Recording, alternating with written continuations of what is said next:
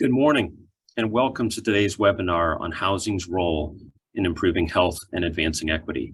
I'm James Hardy, Senior Program Officer at the Robert Wood Johnson Foundation, the nation's largest philanthropy dedicated solely to health and health equity. For the past 50 years, the foundation has been a trusted and nonpartisan source of information on policy aimed at improving health and health equity. We partner with so many others to develop a culture of health. Today's conversation will focus on the housing crisis facing the United States, how it affects health, and how policymakers can support fair housing efforts to ensure individuals and families across the country have the tools they need to live their healthiest lives.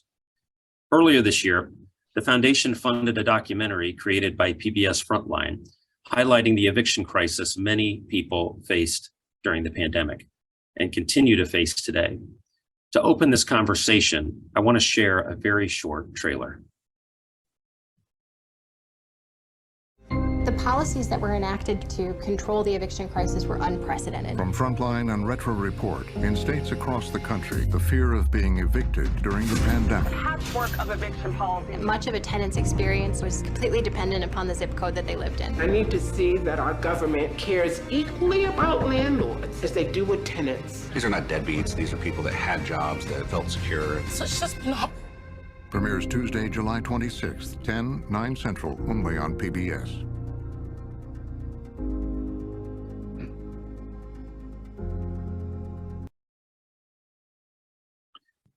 As we all know, the United States is indeed facing a housing crisis. More than 500,000 people experience homelessness each night. The average wage needed to afford a modest 2-bedroom rental in the United States increased to just over $25 an hour in 2022. And the shortage of housing units affordable and available to low-income households stands at 7 million and growing. At the Robert Wood Johnson Foundation, we believe that safe, stable, affordable housing is essential for health and well-being, both for individuals as well as for communities.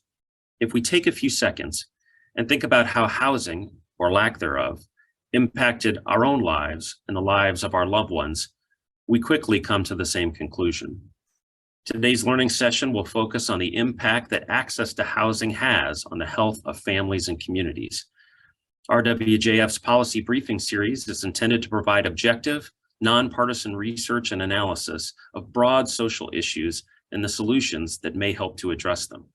Today's conversation will be high level, and we won't be addressing specific pending or proposed legislation. That said, if you'd like to dig in with our panelists regarding pending or proposed legislation, we definitely encourage you to follow up with them offline.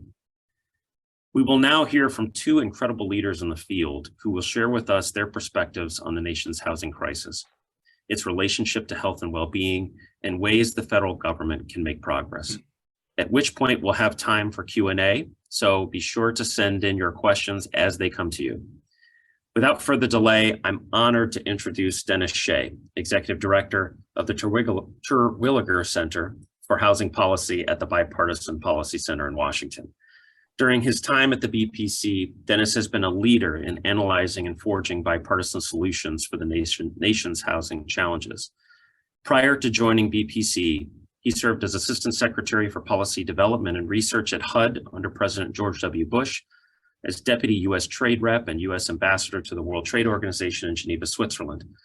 And while his service to our country is long and distinguished, it's worth noting also that Dennis served as Deputy Chief of Staff and Counsel to then Senate Majority Leader Bob Dole. So I'm sure he appreciates all the hard work and sacrifice our audience members give on the Hill each and every day.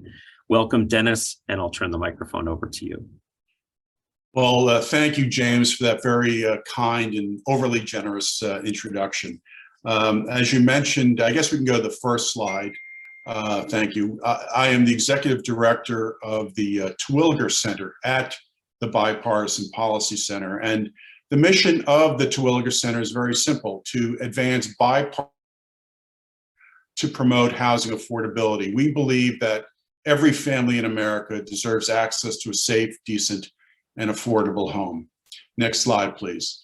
At the Terwilliger Center, we also strongly believe that housing is foundational. So of course, the shelter that a home provides is a basic human need, but the home is much, much more. It's our bridge to the larger community, to our neighbors. It should be a place of safety and security. If a home is located in a neighborhood with good, decent schools and public transportation, it can be a springboard for opportunity and upward mobility. And for millions of Americans, the home has also become a place of employment, which is perhaps one of the enduring legacies of the COVID crisis. Next slide, please. We also believe that housing is a social determinant of health. Now, what does that mean? The social determinants of health are the non-medical factors that influence health outcomes. They are the conditions in which people are born, grow, live, work, and age, and the wider set of forces and systems shaping the conditions of daily life. In addition to housing, examples of other social determinants are income, education, employment, and food security or insecurity. With respect to housing affordability is a key factor in health, especially in vulnerable populations. Studies have shown that subsidies to make housing more affordable for low-income families have been associated with a lower risk for both hospitalization and poor nutrition in children. And studies have also shown that children whose families received federal housing assistance also had lower lead levels in their blood compared with their peers. Neighborhood conditions also affect health. In one randomized controlled trials, adults who received housing vouchers that allowed them to move to low poverty neighborhoods experienced lower obesity rates, lower prevalence of anxiety and depression, and lower diabetes rates compared with the controlled group. And of course, conditions within the home are important. In one study, renovating affordable housing units to comply with green building standards improved conditions for residents, which in turn led to including increased outdoor play for children and improved respiratory health for both children and adults. Next slide, please. Conversely, unmet housing needs can negatively impact physical and mental health. Those experiencing homelessness or housing insecurity are more likely to experience severe and frequent mental and physical illness. Homelessness is also a risk factor for chronic illness. Hazards within the home environment, including lead paint, asthma triggers, mold and dampness, and pest infestations can also cause or exacerbate health conditions. And high housing costs can be very stressful. There's evidence that individuals who struggle to pay their mortgages or rents experience higher prescription drug non-adherence, poorer self-reported health issues, lower food security, and a higher risk of depression than their peers who live in affordable housing. And high housing costs can also force struggling families to make very difficult trade-offs between buying necessities like food and medicine and paying their rent, which of course result in suboptimal health outcomes. I mean, one study that the BPC has cited in its prior work compared families spending more than half of their total incomes in housing to families spending 30% of their income or less of their income on housing, and found that the former group, those who are severely housing cost burdened, spend only 4.2% of their leftover budget on healthcare, while the latter group spent 9%. So in addition, what a household can afford often dictates where they can live. When low-income families are limited to communities with high crime or disproportionate environmental burdens, it leads to poor health and premature mortality. Next slide, please.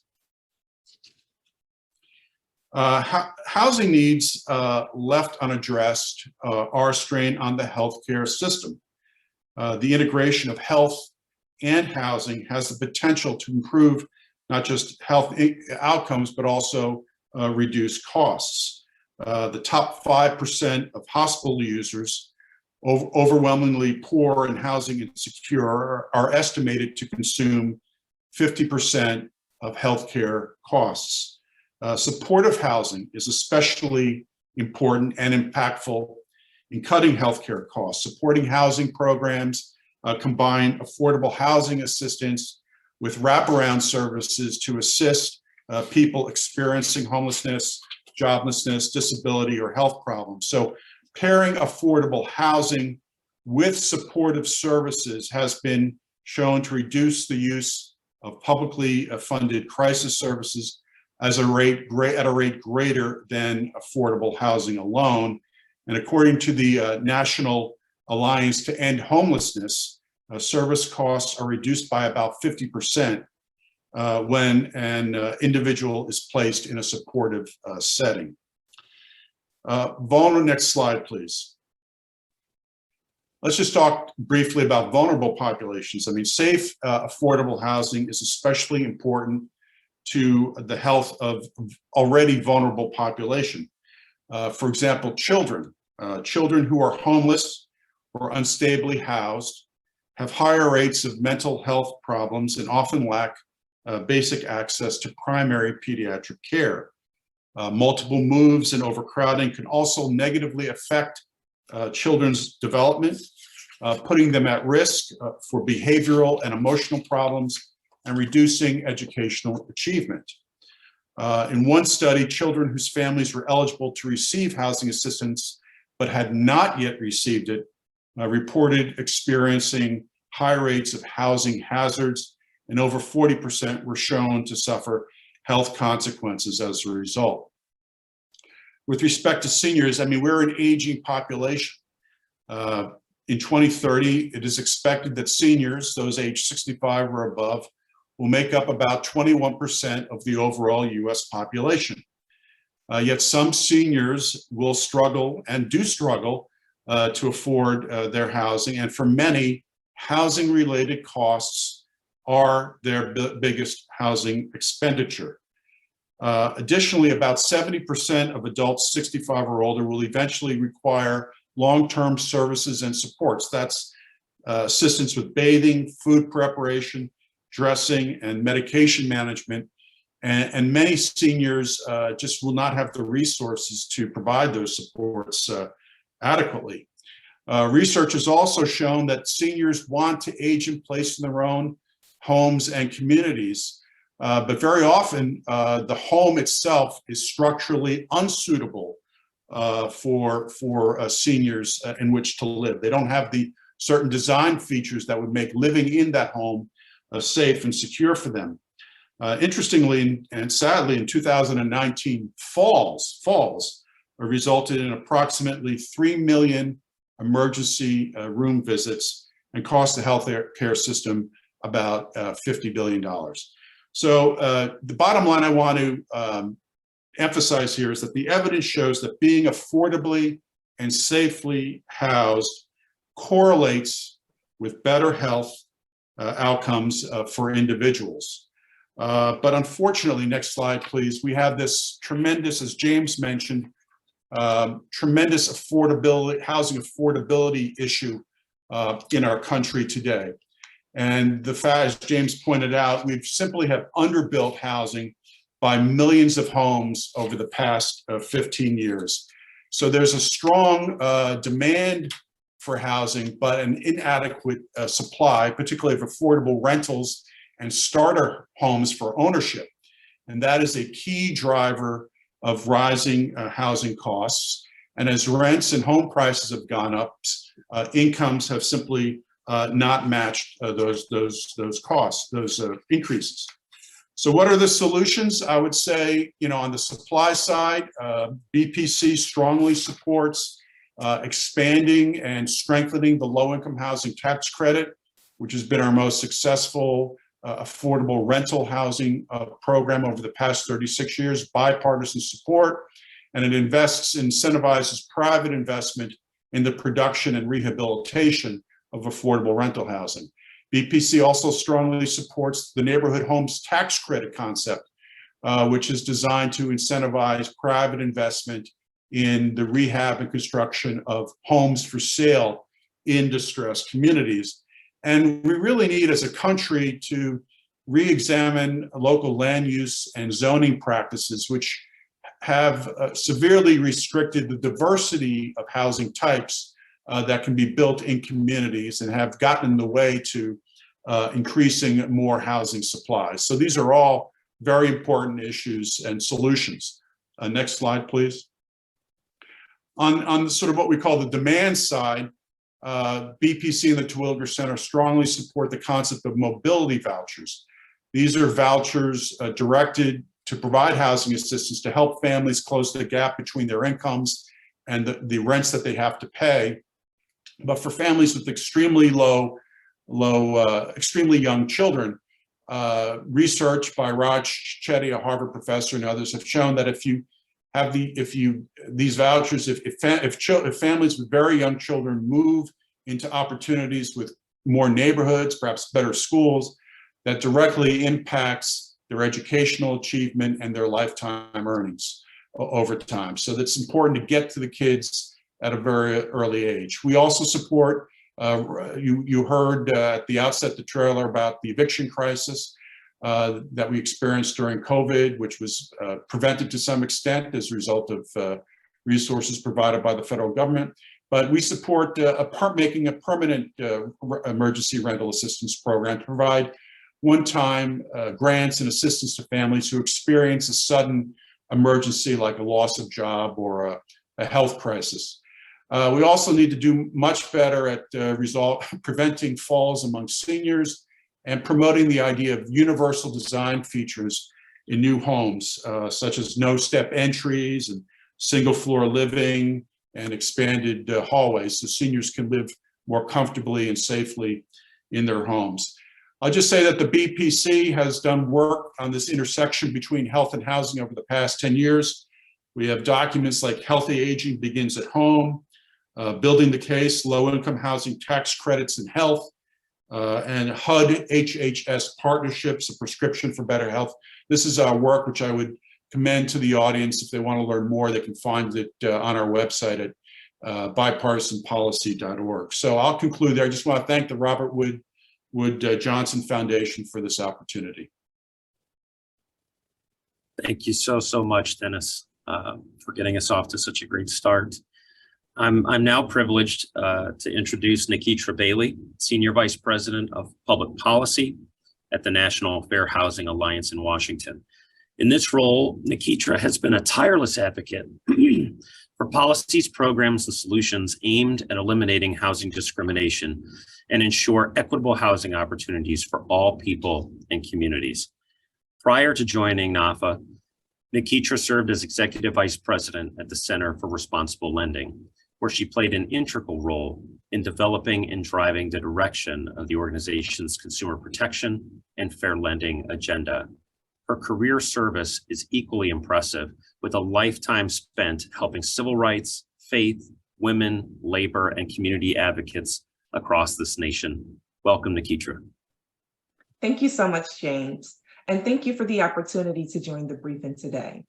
So I'll begin by sharing background on my organization, an overview of how discriminatory federal policies cemented residential segregation, the connection between housing discrimination and health disparities, and solutions to create equitable outcomes. Next slide, please.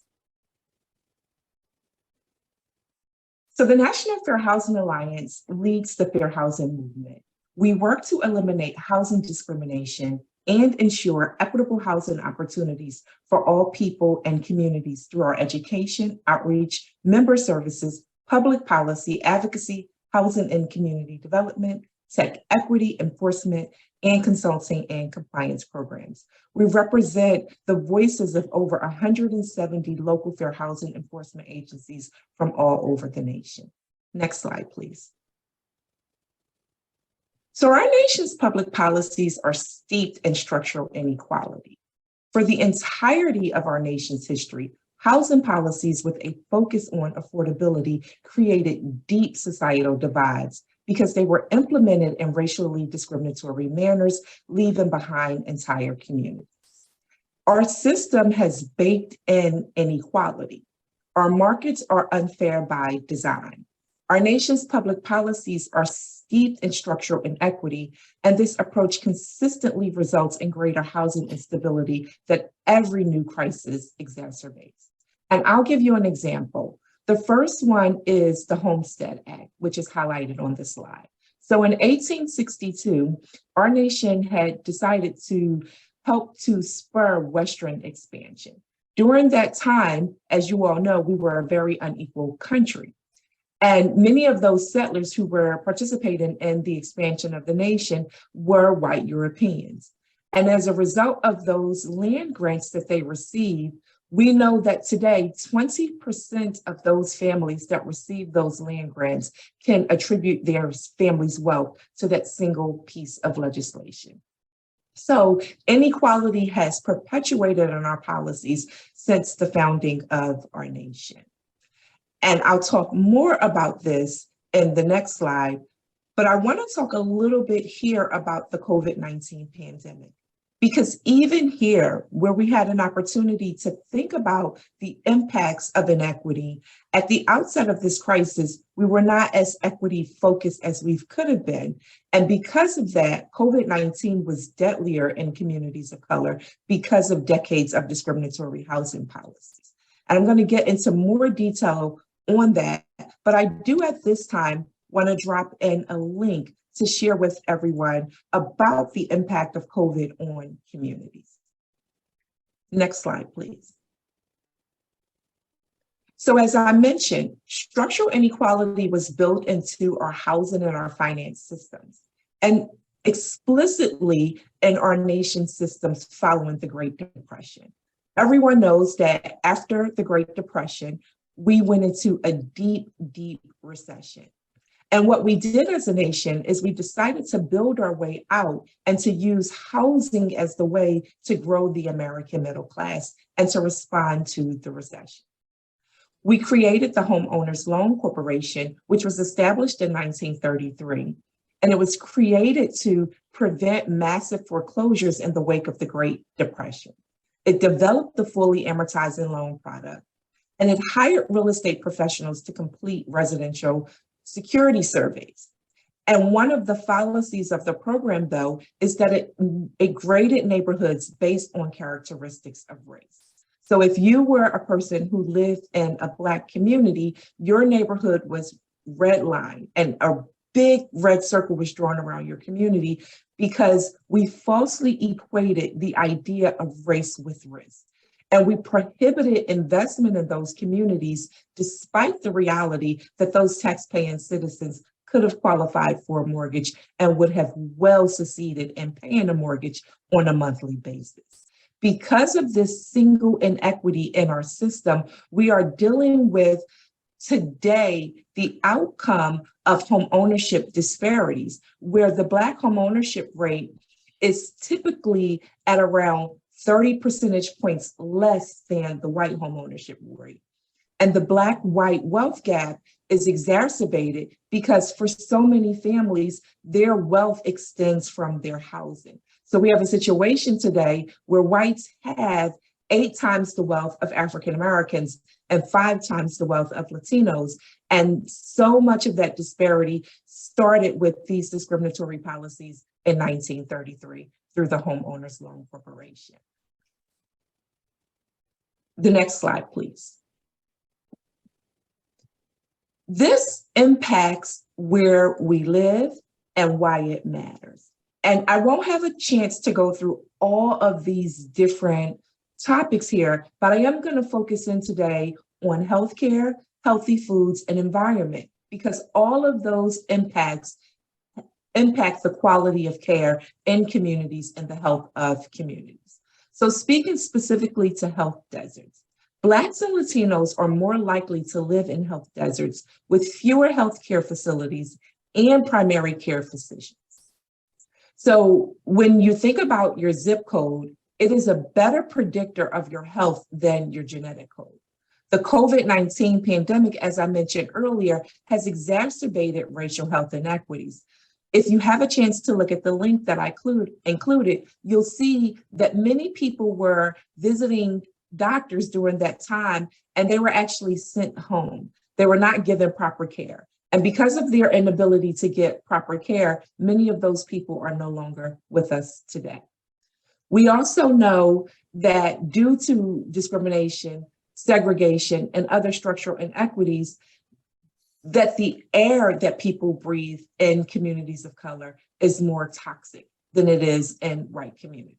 Because part of the challenge with residential segregation was that people were forced to live in more dangerous parts of communities, closer to industrial sites, closer to highways that perpetuated ongoing unhealthy air rather in those communities. So when we think about the environmental impacts and the environmental injustice, we know that people of color are more likely to live in areas without potable water or proper sanitation.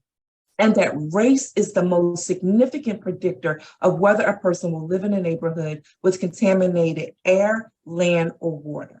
And that more than half of the people who live within 2 miles of a waste facility are people of color.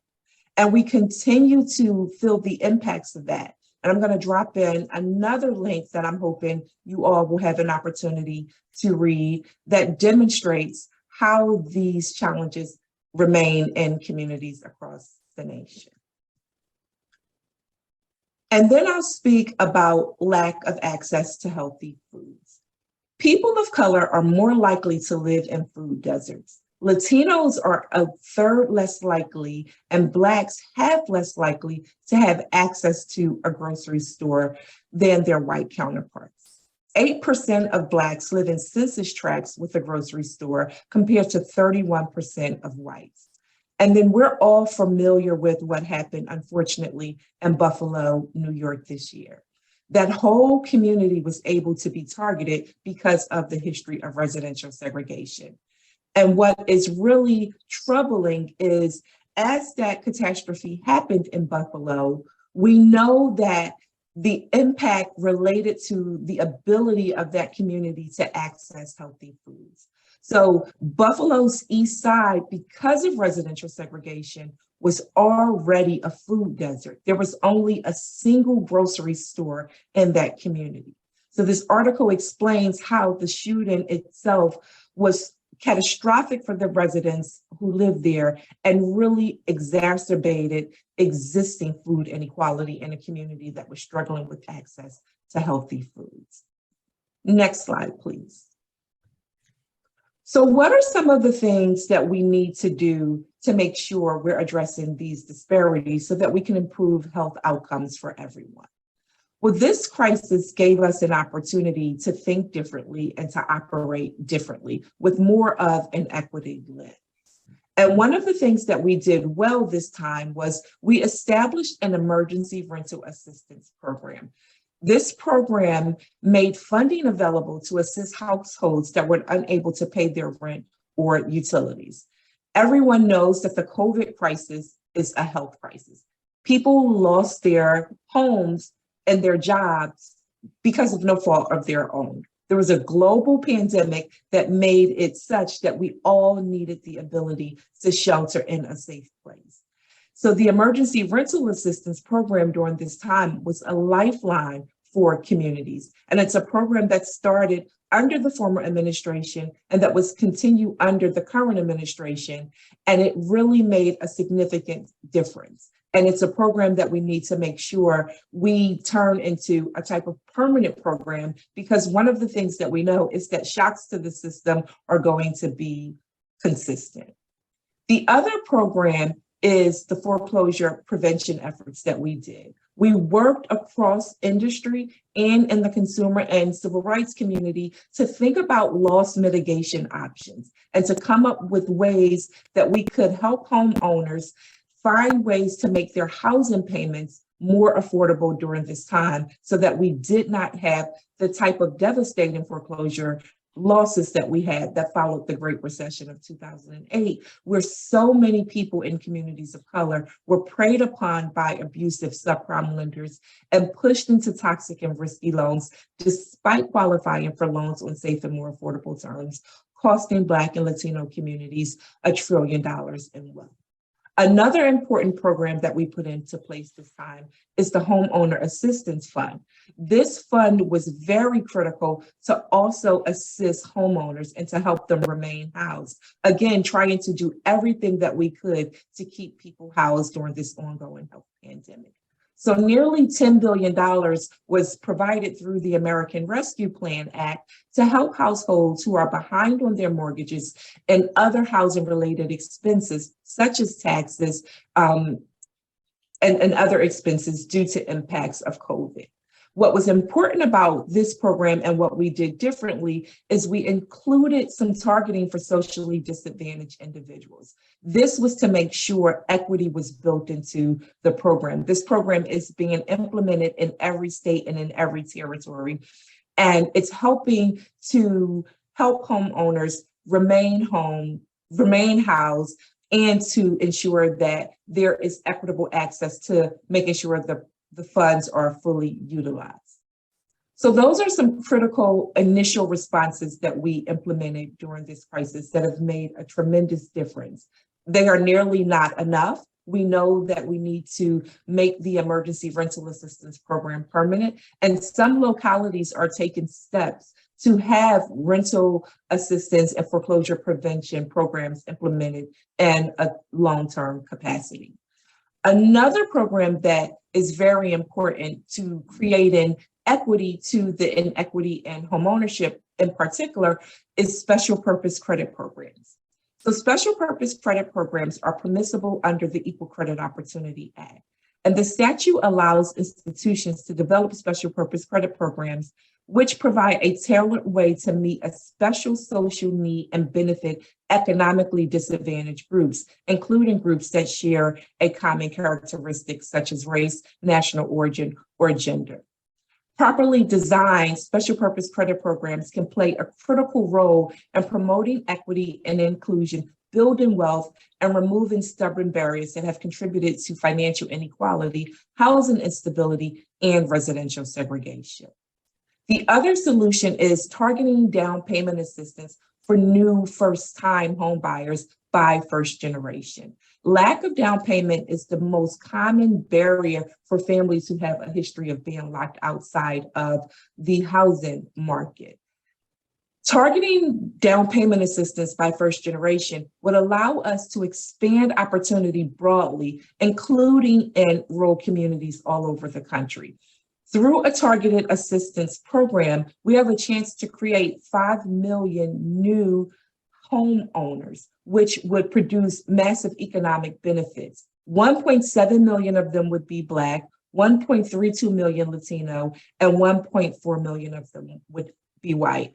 And I'm dropping in the chat link to the program that we helped to design. And it's something that policymakers, as well as people in the philanthropic space, can utilize to help close some of the existing gaps that we see in homeownership. Dennis already mentioned addressing restrictive zoning ordinances. So that's something that we need to do. What most people don't realize is that the Federal Fair Housing Act requires two things. It prohibits discrimination in all federally supported housing programs. And then it requires communities to create well-resourced, inclusive, and thriving opportunities, which can also be known as affirmatively furthering fair housing. HUD is in the process of releasing an updated affirmatively fair housing rule soon. And what's important is that this rule will encourage local jurisdictions to advance housing systems that serve everyone and create neighborhoods that have important amenities and services that we all need to thrive. And then the final point is appraisal reform. Appraisals are so central to the way we measure opportunity and the ability to enter into homeownership. The appraiser has the power to determine the value of a mortgage borrower's most important financial asset, which can hold the key to determining whether the borrower's family can purchase a permanent home rather than rent, access credit on reasonable terms, or build wealth for their family and generations to come. We were commissioned at the National Fair Housing Alliance to conduct a comprehensive study of the home valuation system. And our research found that bias is actually built into the system, and that we all have a responsibility for getting the bias out of the system.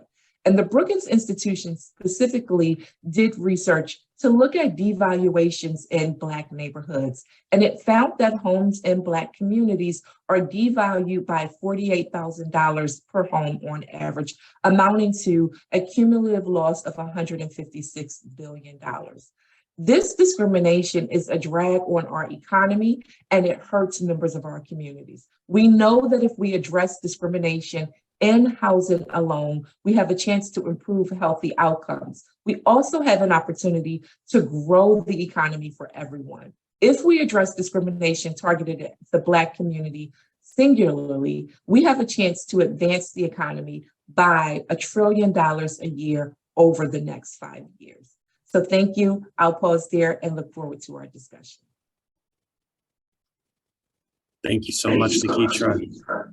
I'm starting to see some trends emerging between the solutions that you and Dennis proposed. I'm sure our audience is as well. And so at this time, for the next 20 minutes or so, we do want to move into the Q&A portion. So I invite our audience members and those watching and listening in to please submit your questions. Keep them rolling in for the time we have left together. I'll start with the first question for each of you. And this question comes from a staff member from Senator Murkowski's office. What strategies exist to address rural housing issues? Dennis, we'll kick it over to you first. Sure. Great question. I think rural housing and the discussion around housing often gets overlooked. So it's really important. That's a really important question. Much of the housing assistance provided for rural America is through the U.S. Department of Agriculture. So one thing we need to do, I think, is to modernize the Section 515 program, which helps finance the construction of affordable multifamily rental housing. I talked about seniors, and there's an important USDA program called Section 504, which helps with housing repairs, which has a link to sort of the aging in place issue.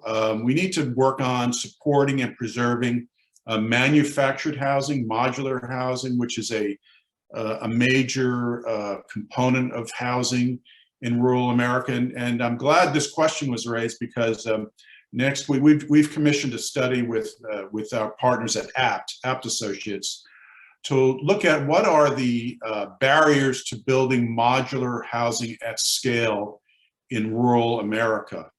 And we are going to release that report shortly. We're having a webinar a week from today. So I encourage everybody to check out that webinar that will examine that issue, because there are barriers. I mean, with the variability, with the more sparsely distributed population, oftentimes the weather issues, the lack of skilled labor, it becomes very difficult for a builder to find a way to make a living or to economically support a construction of affordable homes for ownership in rural America. So we've examined that issue, looked at two states, not Alaska, I'm sorry, but Minnesota and Arkansas, to look at the unique situations in those two states. But I hope people check in on the webinar. Let me just point out an amazing statistic, which I think affects home ownership in rural America. We just have not built starter homes, but we all discussed the lack of supply. In the 1970s, we built about 400, late 1970s, we built about 400,000 plus entry-level homes, starter homes in the United States on an annual basis. In 2020, we just built 65,000. So this is a real barrier to, getting access to home ownership in rural America and elsewhere. But thank you. That's great. Nikitra, I know you mentioned the rural impact when you were talking about down payment assistance, but invite you to respond as well. Sure. Thank you so much, James. So absolutely, targeting down payment assistance by first generation will allow us to make sure that in rural communities all over the nation, people who have been locked out of opportunity have access to funding targeted for them to be able to successfully enter into homeownership. We in our program are recommending about a $20,000 assistance with down payment. And that would go a long way in rural communities where we all know that, prior to COVID, the cost of housing was more relatively affordable in those communities. So we would stress the need to include first generation down payment assistance. Another thing that we would stress, though, is increasing support for vouchers. One of the challenges that we know is that we have a housing choice voucher program in our country, and it's designed to assist very low-income families, elderly individuals, and people with disabilities to afford decent, safe, and sanitary housing in the private market. Because of the lack of multifamily units in rural communities, these vouchers could go a long way in helping people who need this assistance be able to find housing on their own, including single-family homes, townhomes, and apartments. It's really important, though, to note that we have to, as Dennis mentioned, increase the opportunity for multifamily developers, but we need to make sure that those developers are willing to accept these housing vouchers. We cannot allow for source of income discrimination and the acceptance of these vouchers. So if we increase these vouchers, we have an opportunity to help people in rural communities also access different types of housing for sustainability. I may follow up, James, on Nikitra's comment. I mean, federal, rental assistance is absolutely essential. About 1 in 4 households who are eligible for assistance actually receive it. And very often when you get a voucher, it's often as a result of a long waiting list, and sometimes in certain communities, a lottery system. And what is awful is when you can't utilize the voucher because, as Nikitra pointed out, there's a lack of landlord participation in the program. So that's something we're beginning to really look at the Terwilliger Center about how do we get landlords, how do we either improve the program or incentivize landlords to participate in the program, because it's essential for supply.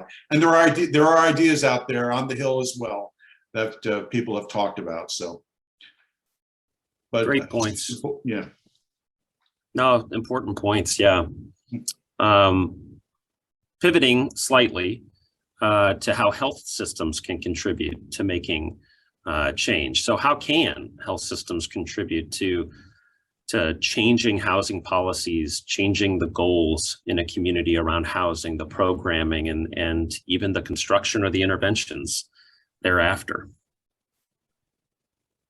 Well, I think that's another great question. I think a lot of health systems understand that housing is a social determinant of health, and the housing situations of their patients are incredibly important. So there's a lot of work going on that recognizes that. I think it's important for health systems to inform policymakers about the deep connection between health and housing. We had a hospital system on one of our webinars earlier this year that said that they are building their own affordable rental homes because there is a lack of supply in their communities, where their own workers, their nurses, their technicians, and others just don't have the ability to find a place where they can live affordably so that they can work within the health system. So I think it's really important for the health systems to alert policymakers that the affordable housing issue is something that really needs to be addressed at a national level, not just in Congress, but of course in Congress, but also, state level, local level. Needs to be an all hands on deck effort.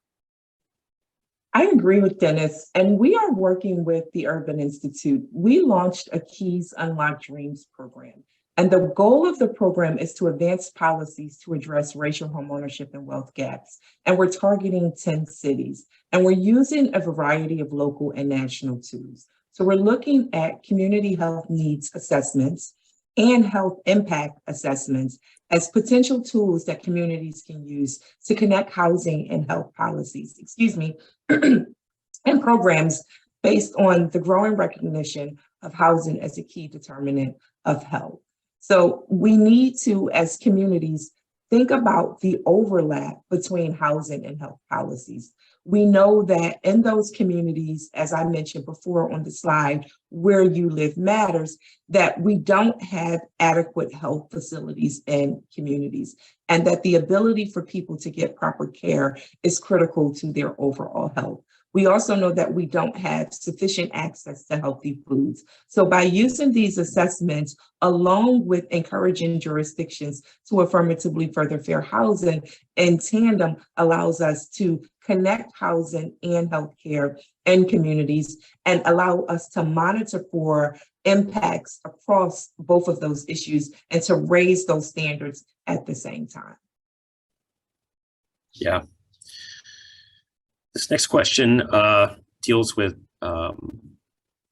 developers and the rules around developing new housing. What is the appetite in the field to increase the amount of accessible units available when developers are bidding on contracts involving federal dollars? The questioner here notes that this impacts hospitals' ability to discharge patients who are housing insecure, and then keeps them in the institutions much longer, perhaps, than they might need to otherwise. So I'm assuming that the questioner is thinking about tax credit programs and different things of that nature. So what is the appetite that you see on the horizon to increase the amount of accessible units when developers are building low-income and affordable housing? Well, I'll start. I mean, it's for market rate developers, they need an incentive. I mean, if you're going to rent restrict, and materials are very costly, building materials, land is extremely costly. It doesn't pencil out. The projects don't pencil out without subsidy, without some subsidy to encourage private developers to get into the market to build affordable homes, rental homes for lower income households. So that's why we support the low income housing tax credit and expanding it and strengthening it. It's been around for 36 years. It's bipartisan and started by George Mitchell and John Danforth. And it has led to 3.6 million units, rental units, over the past 36 years or so since it's been in existence. So we need to do that. We're also at the Terwilliger Center looking at, are there ways to incentivize private market developers to build mixed income housing? We haven't, we're just looking at that issue, but we feel it's very important that, that people have greater opportunity to live in communities that have greater resources and more better schools perhaps and access to public transportation. So we're examining that. And we also, again, as I mentioned, support the neighborhood homes tax credit concept, which is a way to get private developers to invest in homes for sale in distressed communities. And they're also targeted at households with 140% of area median income or below. So sort of moderate income and lower income households. But you need to have the subsidy to get the market rate developers to go in there and do the building. So we agree with Dennis that those programs are very critical. And we also believe that there is a responsibility to make sure fair housing is embedded in those programs, because it's very important for people to understand that the Federal Fair Housing Act covers people based on race and ethnicity, but also people with disabilities, women, and families with children as protected classes. So Treasury has a responsibility in the administration of the low-income housing tax credit program and any other tax credit program to make sure it's affirmatively furthering fair housing and making sure those developments are creating equitable opportunities and points of accessibility for the community members that need them. So important, yeah. Can I also add, you know, the way that the low-income housing tax credit work is that credits are allocated on a per capita basis to states, and the states develop qualified allocation plans, which incentivize projects that have certain characteristics. So if the state, for example, feels that, you know, they want to help seniors, there's a need for greater, you know, housing suitable to seniors, they could give bonus, because these credits are allocated on a competitive basis. You can give, you know, a preference or extra points in the competition to a project that may, for example, that serves seniors with supportive services, for example. Absolutely.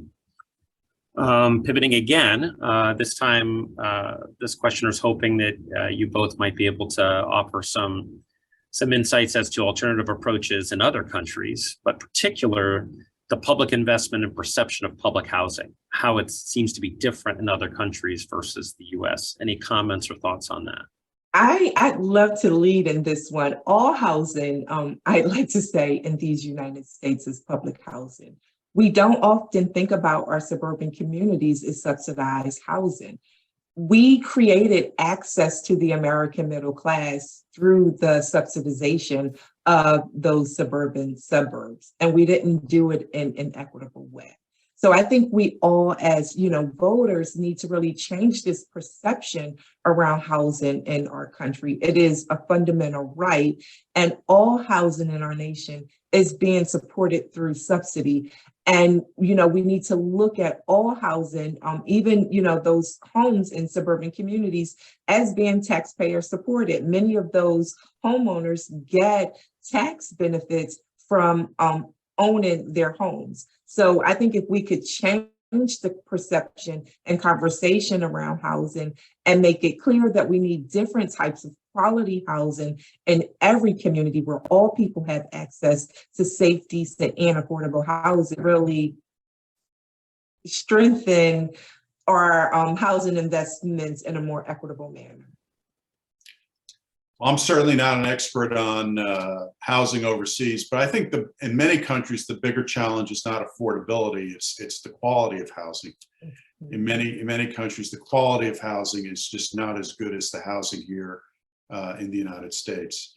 Though with respect to public housing, understood, public housing run by HUD, we support, there's a lot of unmet needs to modernize and rehab public housing. That's an issue for policymakers to figure out the best way to do that. I know we support something called the Rental Assistance Demonstration, program which shifts public housing units to a Section 8 platform, and you get investment in them that way. And that has been something that's been supported on a bipartisan basis across multiple administrations of both parties. And if I may add, HUD has consistently been underfunded.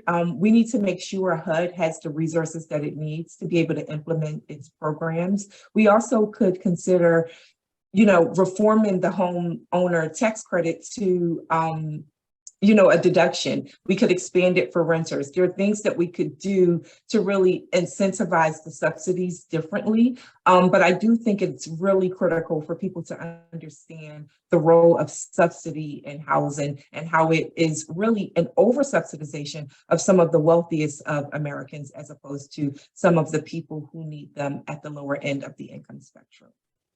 I could talk a little bit about the mortgage interest deduction. I'm glad you raised it. I mean, prior to the 2017 Tax Act, my understanding is that the cost of foregone revenue of the mortgage interest deduction was in the $70 billion annual range. So that's a lot of money.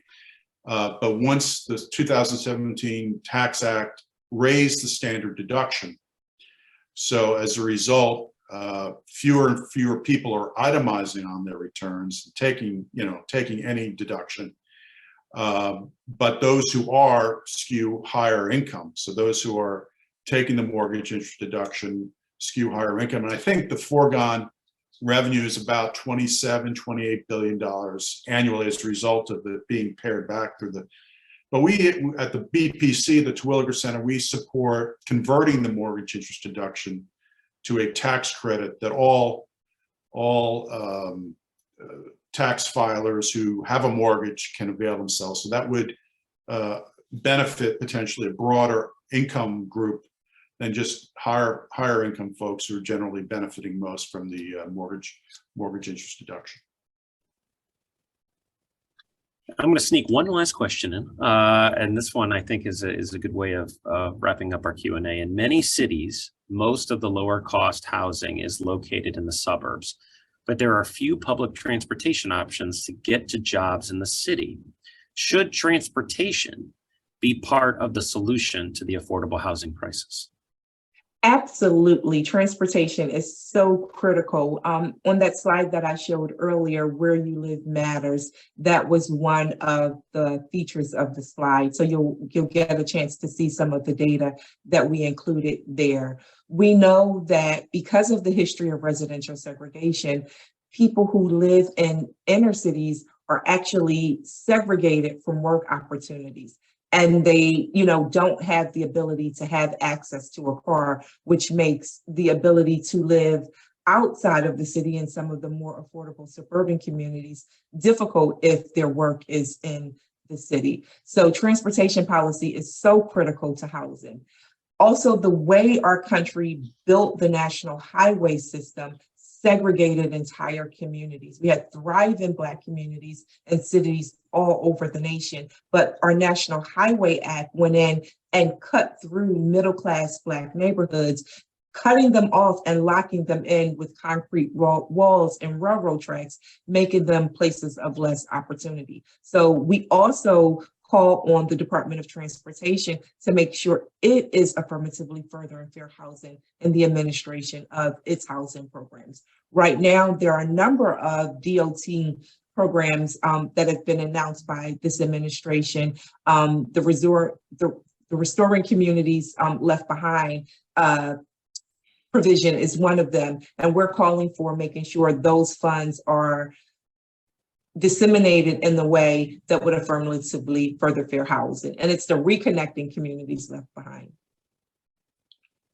And I agree that linking access to public transportation and housing is very important. Transportation costs can be a major cost of living, a major component of a cost of living. So yes, I think this is something, transportation and housing should be linked, just as housing and health should be linked. And if I may end here, just the reality that because of the way we built highways and just bringing it back to health, people who live in those segregated communities are more susceptible to being in car crashes. So your zip code actually determines, because of that history of residential segregation, the probability that you will be hit by a car at a greater rate. So it's very important that we center equity in our transportation policies because of the health impacts as well. Well, we will leave it there and come to a close. Dennis, Nikitra, thank you so much for sharing your vast expertise and insights with us today. For our audience, apologies if we didn't get to your question. We have put a link for a brief anonymous survey in the chat. We really appreciate if you could complete it, help us to plan for our future events. We will also follow up via email with a recording of this webinar and, of course, a link to the survey and the PBS Frontline documentary we previewed earlier. Thank you so much and have a great day.